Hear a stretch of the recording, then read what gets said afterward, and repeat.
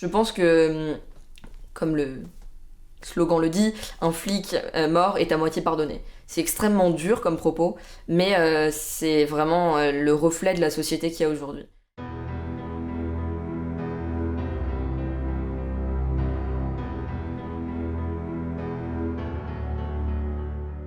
Je pense que comme tout enfant, enfin comme tout parent avec ses enfants, tout parent a une influence énorme au niveau de la petite enfance jusqu'à 18 ans en fait normalement on va dire dans les mœurs. Elle s'est arrêtée très tôt, en tout cas pour moi, parce que je me sentais pas à l'aise en fait. Je pense que jusqu'à mes 11-12 ans, ils avaient une très forte influence sur moi parce que quand on mangeait, etc., on regardait la télé. Enfin, normalement, le journal télé de 20h, etc. Donc ce que je voyais, c'était que, en tout cas pendant les manifestations par exemple, la police et les forces de l'ordre étaient des personnes qu'on respectait. Et les manifestants, que ce soit pacifique ou ce qu'on peut appeler plus autonome, eux étaient totalement, on va dire, des gens totalement hors d'ordre de la société qui devaient être presque éliminés. En tout cas, c'est ce qu'on m'a appris.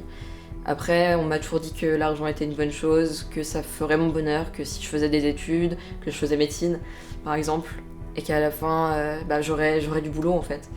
Et je me suis rendu compte que non, pour moi, le bonheur ne se résume pas du tout à l'argent, même voire pas du tout. Je pense que justement, c'est une antithèse en fait.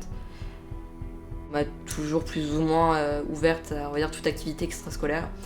Et donc j'ai fait énormément de sport, j'ai fait de l'équitation, sport de Bourges. Et moi, ce qui m'intéressait vraiment en fait, c'était l'art. On m'a toujours dit que voilà, moi je devais faire médecine et l'art c'était rien, j'allais finir au chômage, que j'allais être une artiste incomprise et que j'allais pas gagner grand chose. Et du coup, j'ai découvert petit à petit, parce que j'ai eu mes premiers portables, à commencer à prendre des photos, donc c'était vraiment nul, hein. Enfin, les photos étaient floues, c'était pas beau, etc. Et du coup, je me suis rapprochée de milieux artistiques, surtout au courant de mes amis.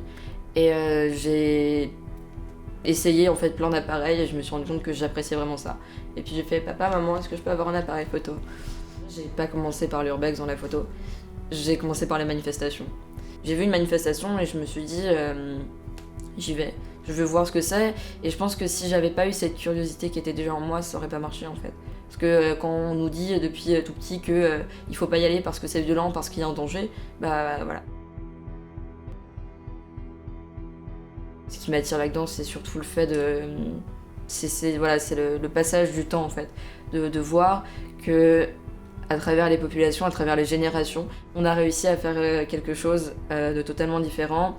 J'ai commencé à me rapprocher des gens que je ne connaissais pas, qui n'étaient pas du tout de mon milieu, donc que ce soit des anticapitalistes, des antifascistes, ou tout simplement des gens qui ne sont pas attachés à l'argent, qui n'ont pas eu le même vécu que moi. Et du coup, j'ai connu bien plus de lieux que j'en avais jamais connu de ma vie. Après, je connais aussi des lieux très bourges, hein, mais c'est tellement superficiel, alors que là, s'il y a une discussion envers tout et un débat ouvert par rapport, par exemple, dans un repas de Bourges, on ne peut pas parler de tout, mais rien en fait, on peut juste des banalités, du temps et du soleil. Tant que je ne quitterai pas le cocon familial, ça sera très compliqué de m'émanciper vraiment en fait. Et puis même après, je pense que j'aurai quand même besoin même si je travaille à côté, j'aurai quand même besoin de cet argent pour vivre.